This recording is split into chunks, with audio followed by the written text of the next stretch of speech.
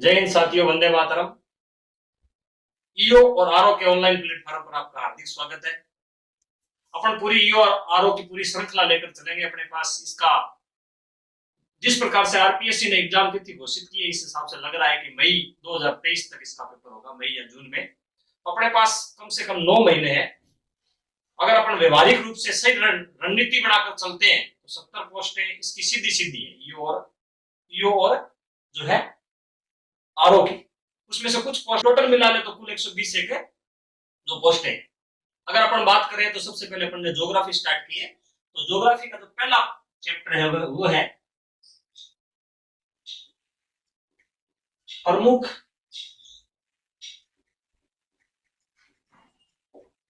भूआकृतिक प्रदेश एवं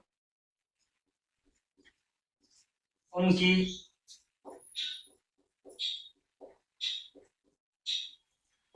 विशेषताएं। सबसे पहले अपन ने बताया कि इसका जो विभाजन है भूआकृतिक प्रदेशों का, सबसे पहले प्रोफेसर वीएन मिश्र ने किया, 7 भागों में बांटा। उसके बाद एस के सेन ने किया, फिर रामलोचन सिंह ने किया। तो ये 3 प्रकार के विभाजन किए। और मानक विभाजन है वो 4 रूपों में किया गया। उत्तरी पश्चिमी मरुस्थल प्रदेश, मध्यवर्ती अरावली प्रदेश, पूर्वी मैदानी प्रदेश और दक्षिणी पूर्वी पठारी प्रदेश है। ये मानक विभाजन है, किया गया है। ये अपन पढ़ के आ चुके हैं। अब अपन क्या है कि इसको विस्तार से लेके चलते हैं एक एक टॉपिक पे। तो सबसे पहले अपन लेते हैं उत्तरी पश्चिमी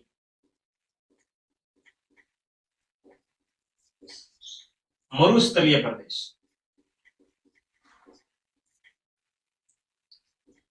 मानक विभाजन यही है और उसमें सबसे पहले अपन ये लेके चले। इसमें मुख्य मुख्य बातों का अपने को ध्यान रखना ही रखना है। कल जो बात मैंने बताई थी उसको थोड़ा और दोहरा रहे हैं। सबसे पहले तो इसमें एरिया कितना है, 61.11% है। पॉपुलेशन कितनी है, तो इसमें 40% जनसंख्या निवास करती है। यानी आधे से ज्यादा राजस्थान तो उत्तरी पश्चिमी मरुस्थलीय प्रदेश के अंतर्गत ही आ जाता है। और पॉपुलेशन कितनी है, 40% है।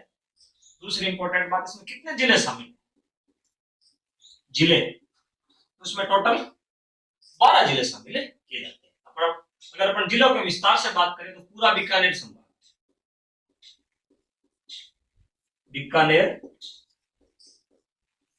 कंप्लीटली बीकानेर संभाग है। इसमें कौन कौन से जिले हो गए, बीकानेर, श्री गंगानगर,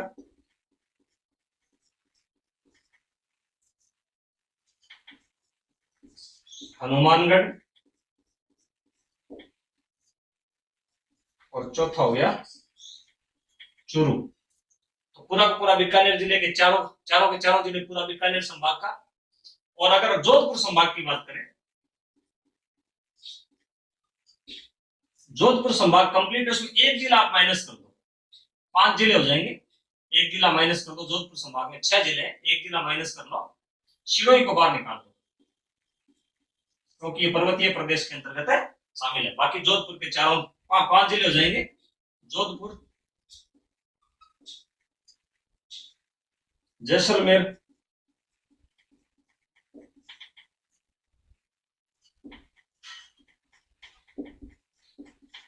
बाड़मेर, पाली और जालोर। तो 5 जिले अपने पास किसके हो जाएंगे, जोधपुर संभाग के हो जाएंगे। अब अगर अपन बात करें जयपुर संभाग की बात करें तो जयपुर संभाग के अपने पास 2 जिले हो जाएंगे। एक तो सीकर और दूसरा हो जाएगा झुंझुनू। तो ये हो गए 5 और 4 9 और 2 11। और एक अपने पास हो जाएगा अजमेर संभाग। अजमेर संभाग का अपने पास एक जिला हो जाएगा नागौर। तो उत्तरी पश्चिमी मरुस्थलीय प्रदेश है वो 12 जिले आते हैं और 4 संभागों के मिलाकर है। बीकानेर टोटल आता है। जोधपुर संभाग में से सिरोही को बाहर निकाल दो, जयपुर संभाग के 2 जिलों ले लो, सीकर और झुंझुनू और चूरू, ये तीनों मिलाकर के शेखावटी कहलाता है। तो शेखावटी पूरा कंप्लीट मान लो। और अजमेर संभाग का सिर्फ है नागौर। तो ये 12 जिले अपने पास किसके हो गए?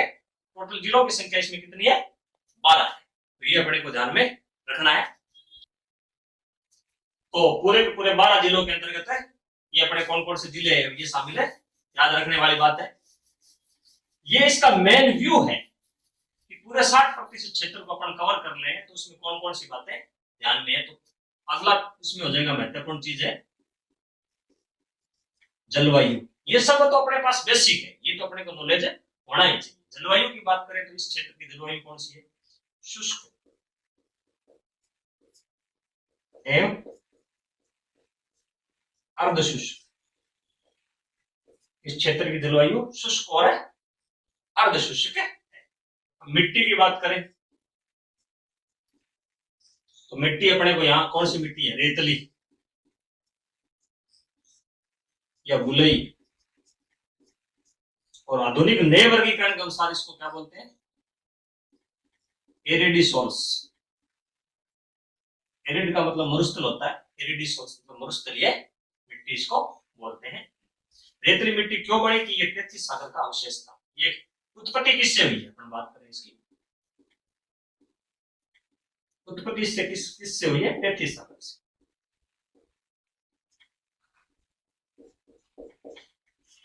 प्राचीन समय में 2 भूखंड थे, अंगारा लैंड और गोंडवाना लैंड। दोनों के बीच के अंदर क्या था? तैतीस सागर था। तो तैतीस सागर क्या है कि उसका धरातल ऊपर उठा तो वो चला गया साइड में, और ये जो मिट्टी बच गई रेतली उसी के अवशेष है। और फिर धीरे धीरे क्या है कि नदियों द्वारा तल छठ प्रदन निक्षेप के द्वारा ला ला कर यहाँ पर जमा कर दी गई और ये एक मैदान का रूप धारण कर लिया वैसे। और कुछ जगह बालू का स्तूप है, कुछ जगह चट्टानी प्रदेश भी है। तो ये उत्पत्ति इसकी किससे हुई है? तैतीस सागर से हुई है। कौन से काल में हुई है? तो इसका काल है प्लीस्टोसीन। प्लीस्टोसीन काल में इसकी उत्पत्ति। और ये जो प्लीस्टोसीन काल है ये सबसे नवीनतम है, यानी कि इसके बाद में सिर्फ एक ही काल और बचता है। इसका समय लगभग माना जाता है 10 लाख वर्ष पूर्व से 10,000 वर्ष पूर्व तक। पूरी पृथ्वी की जो आयु है वो 4.6 मिलियन जो है वो वर्ष पूर्व मानी जाती है। तो ये जो है ये नवीनतम काल है। उसके बाद में क्या है कि मानव सभ्यता का उदय हो जाता है, यहीं से मानव सभ्यता का स्टार्टिंग होती है। प्लीस्टोसीन काल में इसकी उत्पत्ति हुई है, ये अपने को ध्यान में रखना। ये किसका भाग है? तैतीस सागर का भाग है। और अगर भारत में ओवरऑल बात करें तो ये क्या है कि उत्तर के विशाल मैदान का भाग है।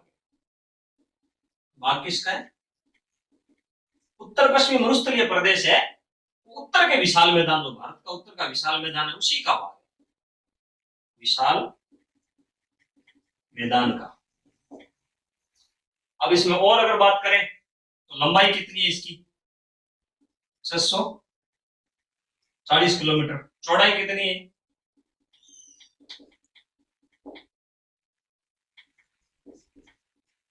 300 किलोमीटर।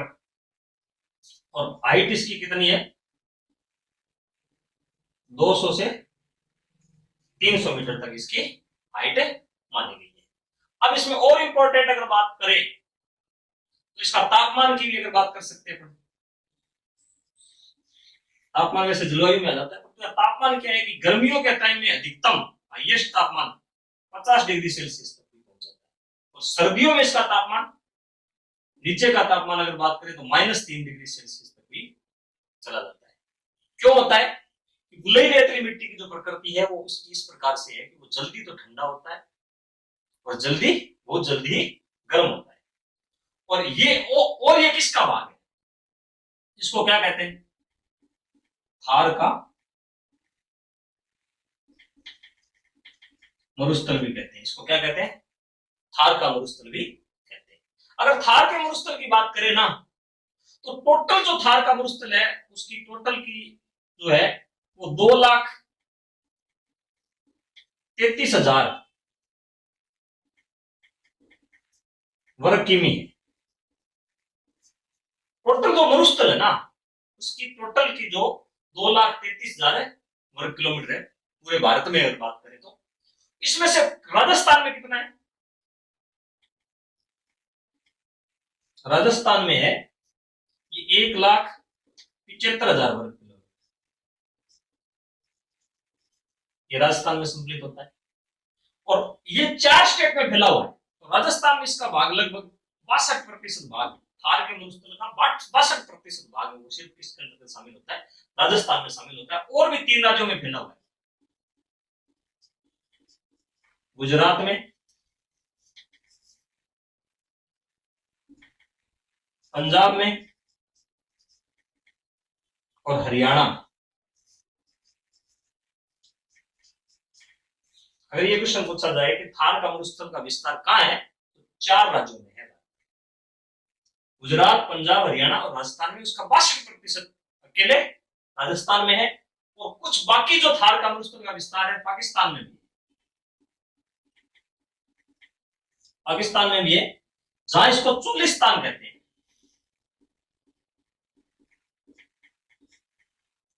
जैसे राजस्थान में थार का मरुस्थल कहते हैं, तो वहां इसको क्या कहते हैं? चुलिस्तान भी कहते हैं, थाल भी कहते हैं। स्थानीय भाषा में इसको थाल भी कहते हैं। तो ये पाकिस्तान में भी फैला हुआ है, राजस्थान में फैला हुआ है, गुजरात, पंजाब और हरियाणा नामक स्टेट में फैला हुआ है। तो ये अपने को ध्यान में रखने वाली बात है। और यहाँ पर क्या है? वनस्पति का भाव है। ये सब विशेषताओं की बात, ये सब विशेषताओं के अंतर्गत शामिल हो जाएगी। भूआकृतिक प्रदेश हो गया, उत्तरी पश्चिमी मरुस्थलीय प्रदेश और विशेषताएं, वनस्पति का अभाव, यानी कि जब बरसात होती नहीं है तो वनस्पति का अभाव तो होना ही है, ये वनस्पति का अभाव हो जाएगा।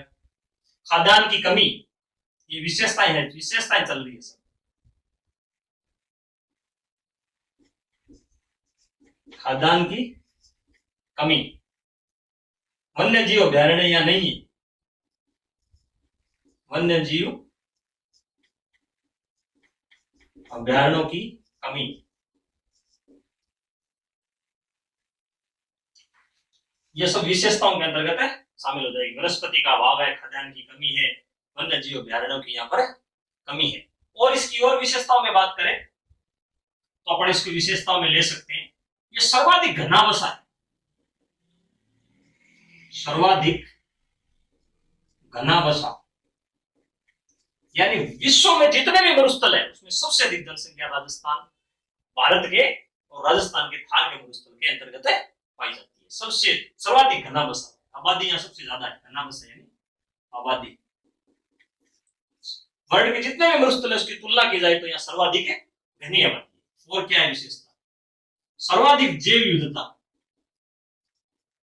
सर्वाधिक जैव विविधता,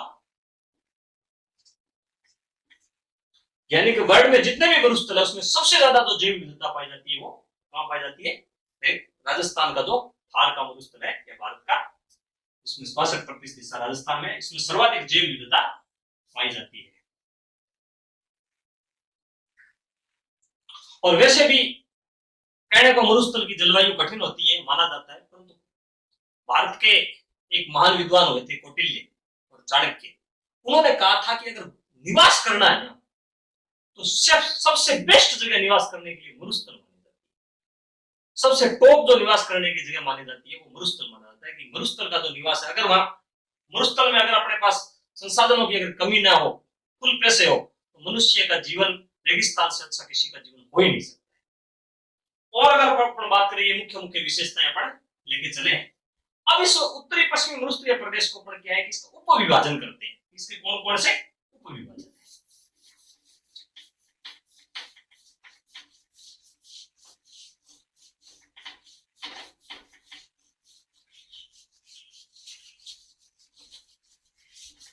इसके उप विभाजन करते हैं तो सबसे पहले इसको 2 भागों में बांटा जा सकता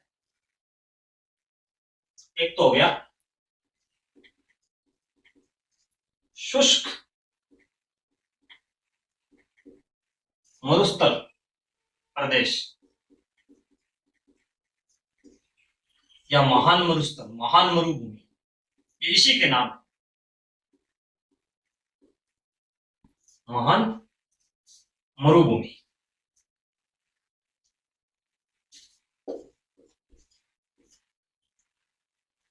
और राठी क्षेत्र भी इसको, राठी प्रदेश भी इसको कह सकते हैं,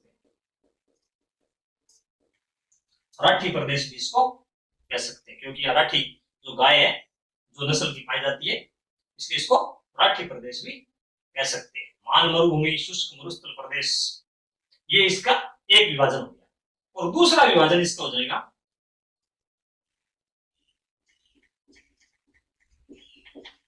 अर्धशुष्क मैदानी प्रदेश या अर्धशुष्क मरुस्थल, मरुस्थल, इसको अपन राजस्थान बांगड़ भी कह सकते हैं, राजस्थान बांगड़ प्रदेश, अपन इसको कह सकते हैं। इस पूरे उत्तरी पश्चिमी मरुस्थलीय प्रदेश को कितने भागों में बांट सकते हैं? दो भागों में बांट सकते हैं। एक शुष्क मरुस्थल प्रदेश, महान मरुभूमि और राठी प्रदेश इसको कह सकते हैं। दूसरा अपन विभाजन करेंगे अर्धशुष्क मैदानी प्रदेश, मरुस्थल भी कह सकते हैं, राजस्थान बांगड़ प्रदेश इसको कह सकते हैं। अब इसके दो भाग फिर और हैं, इसको फिर दो भागों में बांट सकते हैं। शुष्क मरुस्थल प्रदेश इसको क्या है कि दो भागों में फिर बांट सकते हैं। एक है बालू का स्तूप, बालू का स्तूप युक्त प्रदेश, यानी कि उत्तरी पश्चिमी मरुस्थल प्रदेश को अपन दो भागों में बांटा, शुष्क मरुस्थल प्रदेश और अर्धशुष्क मरुस्थल प्रदेश। शुष्क के फिर अपन ने दो भाग किए, एक बालू का स्तूप युक्त प्रदेश और दूसरा हो जाएगा बालू का स्तूप मुक्त प्रदेश। यानी युक्त का मतलब हो गया जिसके अंदर बालू का स्तूपों की, दोहरों की, जिसको टिल्ले कह सकते हैं, उनका भरमार है, तो बालू का स्तूप युक्त प्रदेश। और जहां बालू का स्तूप मुक्त प्रदेश, जिसमें दोहरे और टिल्ले नहीं है, चट्टानी प्रदेश है, मुक्त प्रदेश, वो हो गया बालू का स्तूप मुक्त प्रदेश। ये पूरा इसको 100% क्षेत्र माने ना, तो इसके 58.5% में बालू का स्तूप है। और बालू का स्तूप मुक्त प्रदेश 41.5%, यानी कि शुष्क मरुस्थल को अगर दो भागों में अपन डिवाइडेशन करते हैं तो बालू का स्तूप युक्त प्रदेश 58.5% पे और बालू का स्तूप मुक्त प्रदेश है वो 41.5% पर है। अगर इसको नक्शे में अगर लेके आते हैं अपन,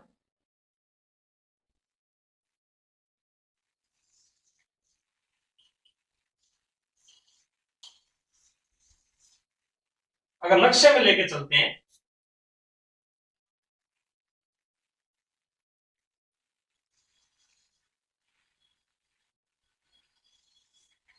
तो ये चार भागों में बांट सकते हैं इसको, उत्तरी पश्चिमी मरुस्थलीय प्रदेश, ये मध्यवर्ती अरावली प्रदेश, और ये पूर्वी मैदान, और ये दक्षिणी पूर्वी पठारी प्रदेश। इसमें क्या है कि ये जो हिस्सा है, यानी गंगानगर का कुछ भाग, थोड़ा सा, पूरा बीकानेर लगभग, जैसलमेर, जोधपुर का कुछ भाग, बाड़मेर का हिस्सा इसमें शामिल है नहीं।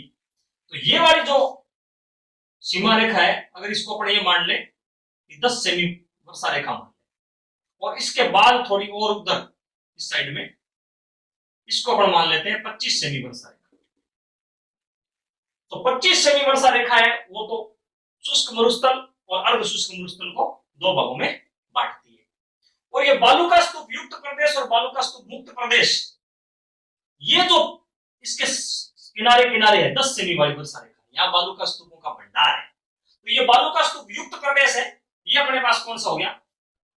भारत पाक सीमा, भारत पाक सीमा, यानी भारत और पाकिस्तान की जो रेड क्लिफ लाइन है उसके पास पास का जो क्षेत्र है ये बड़ा, इसमें अपन भाग कौन सा हो जाएगा? जैसलमेर,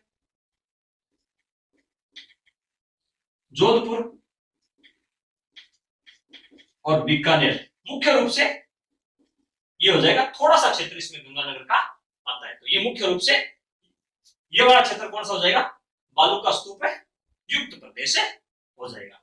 और यहाँ पर वर्षा की मात्रा कितनी है? 10 सेंटीमीटर है। और अब उसके बाद में क्या है? बालू का स्तूप मुक्त प्रदेश। बालू का स्तूप मुक्त प्रदेश है ना, वो इस 10 सेमी रेखा के बाद में इसका बाड़मेर और जैसलमेर का ये वाला भाग इसका मुख्य रूप से, और फिर बाकी जो ये वाला क्षेत्र है थोड़ा थोड़ा, इसमें क्या है कि बालू का स्तूपों की बहुत ही कमी है। इसको अपन क्या कह सकते हैं? बालू का स्तूप है मुक्त प्रदेश। तो इसमें अपने पास कौन सा प्रदेश हो जाएगा? जैसलमेर, बाड़मेर, जोधपुर और बीकानेर का चट्टानी प्रदेश। चट्टानी प्रदेश ये इसके अंतर्गत है, शामिल है, हो जाएगा। तो ये अपने पास क्या हो जाएगा?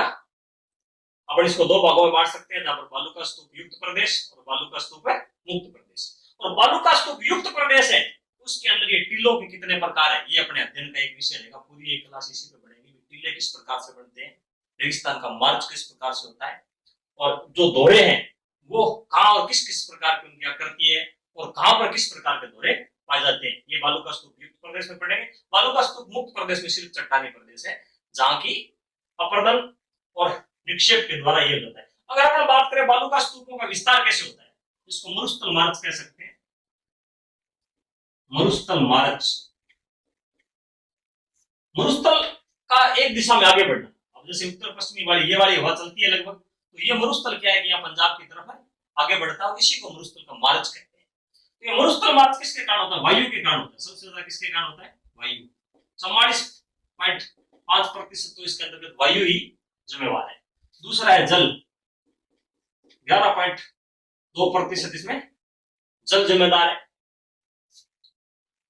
और बाकी क्या है कि जैसे एक क्या लवण भी जिम्मेदार है, 1% सिर्फ है लवण जिम्मेदार है, बाकी सिर्फ मानवीय कारक है, जैसे वनों की कटाई, अत्यधिक पशु चारण, ये सब कारण हो जाएगा मरुस्थल के मार्च में।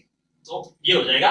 और यहाँ पर क्या है कि वायु के द्वारा ही सब चीज का निर्धारण होता है, ये तेज गति से आगे बढ़ता है। बालू का स्तूप युक्त प्रदेश, बालू का स्तूप मुक्त प्रदेश वाले क्षेत्र कौन कौन से, ये अपन ने पढ़ लिया। इसमें कितना प्रतिशत क्षेत्रफल आता है, ये भी अपन पढ़ लिया। अब इसमें टीले किस प्रकार के है उसके बारे में पढ़ेंगे। अब अपन बात करते हैं अर्धशुष्क मैदानी प्रदेश की। अर्धशुष्क मैदानी प्रदेश की अगर बात करें,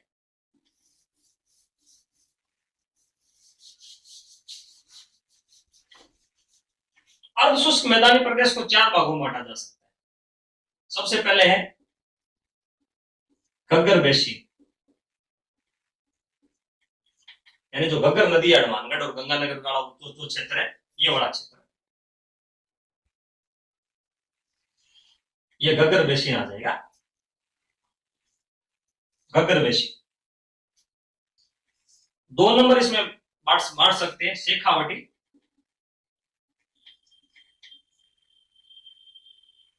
शेखावटी का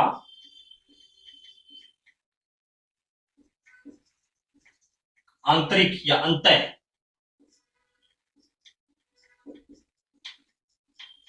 प्रवाह क्षेत्र, यानी कि शेखावटी जगह, शेखावटी के अंदर 3 जिले शामिल है, चूरू, झुंझुनू और सीकर। इसका जो आंतरिक प्रवाह क्षेत्र है, जहां पर क्या है कांतली नदी बहती है, और कांतली नदी इसकी मुख्य नदी है, उसका जो प्रवाह क्षेत्र है वो तोरावाटी कहलाता है, तोरावाटी।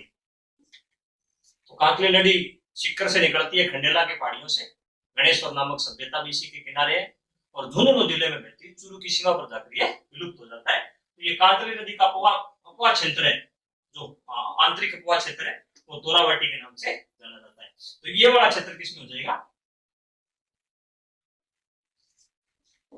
पूरा का पूरा ये शेखावटी का अंतर प्रवाह क्षेत्र है, शामिल हो जाएगा। ये अर्धशुष्क मैदानी प्रदेश जो मरुस्थल है, राजस्थान जिसको बांगड़ कहते हैं। बांगड़ का मतलब होता है पुरानी जलोढ़, कि पुराने समय में जो जलोढ़ थी वो थी, नई जलोढ़ का निर्माण नहीं होता। तो ये जो है वो यहाँ पर क्या है कि पुरानी जलोढ़ पाई जाती है। तीसरा हो जाएगा अपने पास नागौरी उच्च भूमि। नागौर का जो क्षेत्र है वहां पर क्या है कि भूमि का उभार पाया जाता है यहाँ पर। तो ये अपने पास कौन सा हो जाएगा? नागौरी उच्च भूमि क्षेत्र, जिसको हम बांट सकते हैं या उच्च भूमि प्रदेश कह सकते हैं। और डी नंबर अपने पास हो जाएगा लूणी जोवाई बेसिन, जिसको गोडवाड़ा भी कहते हैं या गोडवार भी कह सकते हैं। यानी लूणी नदी का जो प्रवाह क्षेत्र है ना, वो गोडवाड़ा कहलाता है। जितने जिलों से पाली वगैरह में से बहती है, जालोर पाली का कुछ हिस्सा और बाड़मेर का कुछ हिस्सा मिलकर के क्या कहलाता है, गोडवाड़ा कहलाता है। लूणी और जोवाई बेसिन इसका चौथा वाला, ये बड़ा भाग किसमें हो जाएगा, लूणी जोवाई बेसिन में शामिल हो जाएगा। और ये इस वाले क्षेत्र को क्या कहते हैं, गोडवार भी कहते हैं। तो ये अपने क्या है, इसके दो भागों में विभाजित कर दिया, शुष्क मरुस्थल प्रदेश बालू का स्तूप युक्त, बालू का स्तूप मुक्त, दो हो जाएंगे।